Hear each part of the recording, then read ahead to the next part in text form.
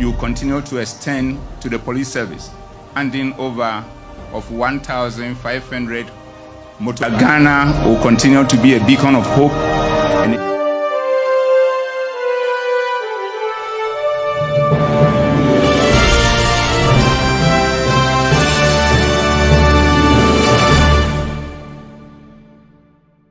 My name is Anokwe of Ghana Face TV. Please don't forget to subscribe to our YouTube channel, like our pages, share, and your comments are always welcome. Yes, your comments are always welcome.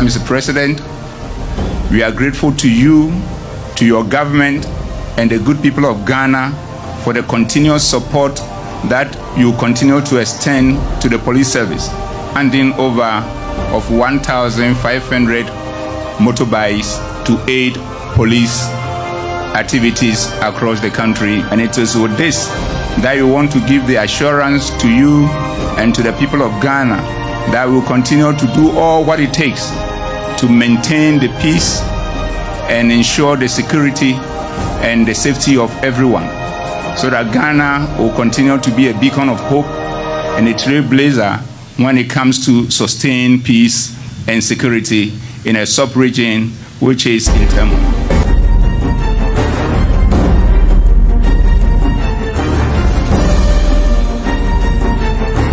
Government last year gave approval for the police to recruit 5,000 officers. Some 3,000 of those recruited have passed out, with the remaining still under training.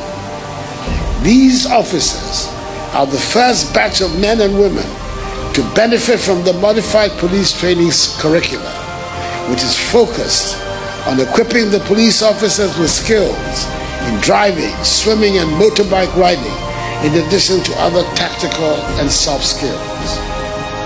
That is why I'm happy to hand over these 1,500 motorbikes to the police service, to urge further the service on to continue doing the good work it is doing to keep all of us safe.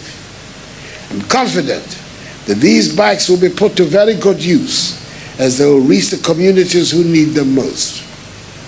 I assure the police administration that this is just the beginning. More and more motorbikes will come in soon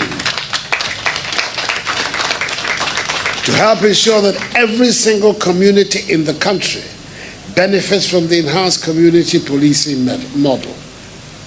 Government will increase the number of motorbikes presented by government to 5,000 by the end of next year.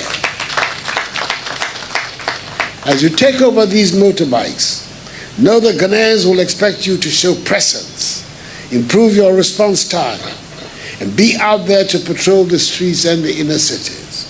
I urge you to help ensure that no community is left out in the distribution of these bikes, even as you prioritize the areas that are most crucial.